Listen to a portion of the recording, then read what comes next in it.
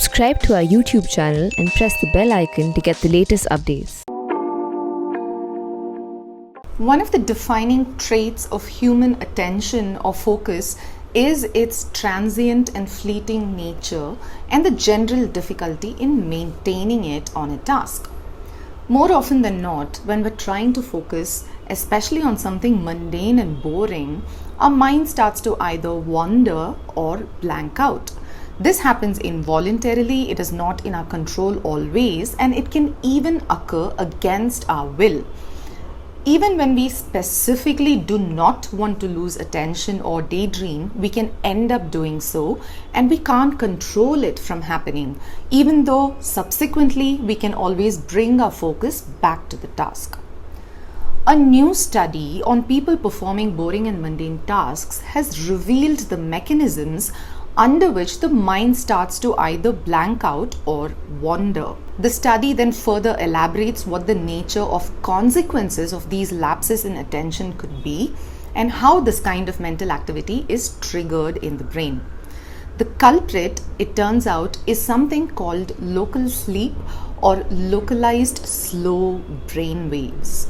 In this video, we'll look at what the researchers discovered studying the brains of people performing these tasks, when slow waves occur in our brains, what the location of the occurrence of slow waves can tell us about lapses in our attention, and what the quantitative consequences of these lapses could be. I'm Sandhya Ramesh and this is Pure Science. The human brain directs cognitive resources towards amplification of information relevant to a specific behavioral goal when we focus on a task. This is also our stream of thought or our consciousness. But this attention on something could also be directed inwards when we start to think of things unrelated to the task that we're performing. For example, when we're driving or showering or cooking, we could be thinking of things unrelated to those activities. Maybe we could be thinking of things happening at work or at home. Or when we're listening to a lecturer or a boring YouTube video, hopefully not this one, we start to daydream. This is the mind wandering, in which we are thinking about other things. Our minds can also blank out. Often when we're reading a book, we suddenly feel like we processed nothing that we just read and we have to reread the past few sentences again. And the same thing could happen again. After rereading the same sentences, we realize that we didn't understand anything because we weren't focusing. This is the mind blanking, in which there are no thoughts. There's no focus, but we're also not distracted by other things either. We're not focused on anything at all, and our stream of thoughts is paused. When our brain wanders, there's a lot of rich, spontaneous mental activity, as the researchers describe it, and whereas when our mind blanks, there is an absence of mental activity. So that's the difference between the mind wandering and the mind blanking when we lose focus. Now, there are of course consequences to mind wandering and mind blanking in terms of immediate responses to any kind of stimuli. Lapses in attention can lead to a lack of responsiveness or reactions that are sluggish and slow. But they can also result in impulsive and wrong or unnecessary responses. Mind blanking, mind wandering, sluggish responses, and impulsive responses. All four are observed in people with sleep deprivation. Previous studies have also shown that attention lapses increase as fatigue increases, and that both mind wandering and mind blanking occurs during times between wakefulness and sleep. As fatigue and sleep deprivation increase, the sleep-like slow waves start occurring in localized regions, leading to a phenomenon called local sleep. An increase in these waves can affect daily brain functions and cause attention lapses and lapses in judgment. Studies have also shown that increase in these waves lead to an increase in errors in tasks. But what are these waves in the first place? What are brain waves? Brain waves are basically electric impulses in the brain. We know that everything that occurs in the brain is through firing of synapses, or the space between two cells that is used to pass messages in the form of electrical or chemical signals between these cells. Neurons are required to pass signals, and they do this using synapses. we commonly say synapses are firing. When we perform a certain level of mental activity, synapses fire in a certain frequency because there are tons of feedback loops and feedback connections between all of the neurons in a network that are activated. So there tends to be synchronizing patterns to these synapses firing. This pattern reflects in the form of oscillatory activity, or basically waves. These waves are called brain waves or neural oscillations, and they can be measured and observed by an electroencephalogram or EEG. An EEG consists of a bunch of electrodes that are fitted to a person's scalp. Each electrode measures the brain waves in the region that it's at, and they're all connected to the EEG device, which has different bands for measuring the different frequencies of waves. We have 5 bands. Gamma waves are the fastest and they modulate consciousness. Beta waves are a bit slower and they occur when we are alert and we're focused on a task or something specific. Alpha waves are much slower. They occur when we are awake but we're idling about or are relaxed.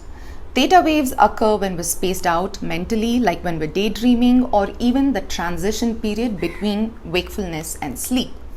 And delta waves are the slowest with the highest amplitude. They occur when we're asleep.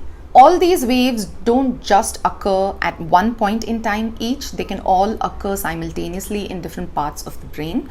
Like even when we're awake, or maybe if we're sleep deprived, or when we're just falling asleep, parts of the brain can switch off to rest and slow waves start appearing in those regions even when the other parts of the brain are awake. Slow waves like delta and theta waves also appear more in people who are tired and fatigued. These localized slow waves is what is called as local sleep, and this phenomenon leads us to lose focus more and make more errors in our daily behavior and tasks.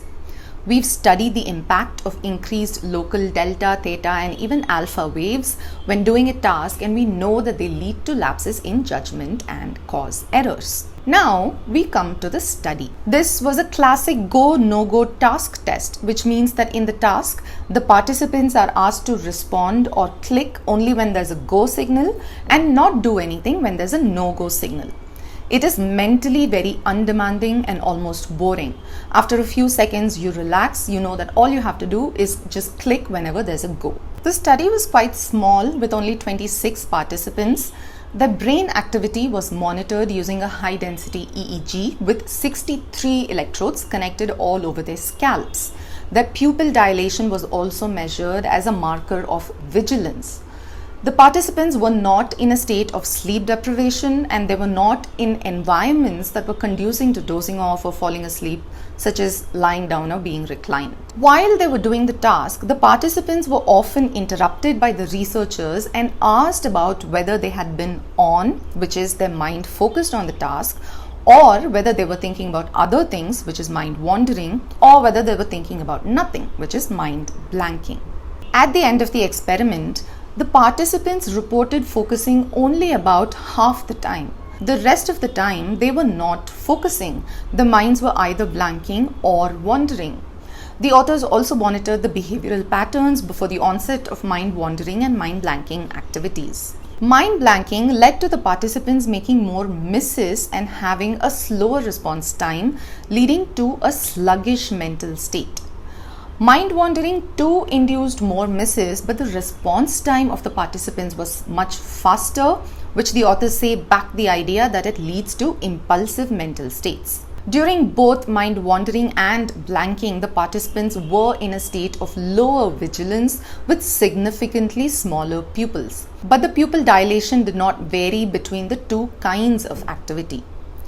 Lowered vigilance and low pupil dilation was also correlated with an increase in brain wave amplitudes, leading to an increased level of slow waves. Both mind blanking and wandering caused errors, but here is where the authors tried to draw a distinction. When we are not focused and our mind is blank, how do we respond to a sudden external stimulus versus when we're not focused and our mind is wandering, how do we respond to something? When we make errors, what kind of errors do we make? What is the difference between the two? And can we predict loss of focus and errors and mind wandering and mind blanking if we use an EEG? The team answers yes to all of this, and the answer is in the location of these slow waves. The researchers state that the location of these waves in the brain could distinguish between whether the mind is blanking or wandering and whether our responses will be sluggish or impulsive. When slow waves started to appear in the electrodes that were placed in the front part of the brains, participants were more prone to responding faster and they were more likely to have their mind wandering. When slow waves occurred at the back electrodes, the responses from participants tend to be slower and sluggish. Slow waves in the front part of the brain also led to more false alarms or accidentally clicking when a participant shouldn't. Slow waves at the back of the brain led to more misses or not clicking when a participant should. This is caused by a change in how participants evaluated incoming informational evidence, with front waves accumulating evidence slower for no-go signals and back waves accumulating slower for go signals, leading to slow response times. The authors conclude that attention lapses share a common origin in the brain, which is the emergence of local sleep-like activity within an awake brain. This activity, they describe, acts like a functional switch. It affects the brain network activity at any given point of time when it occurs. Depending on the location where it occurs, it could lead to different responses, and these could be predicted again based on the location. These findings are very interesting as they show a spatial and temporal relationship between local sleep and behavioral errors as measured by slow waves. Further research will help us understand better the ability our brains have to make decisions and the process behind taking these decisions. And research into slow waves is also invaluable to understanding conditions like learning disabilities, ADHD, head injuries, or even epilepsy, all of which show a high presence of delta, theta, and alpha waves in the brain.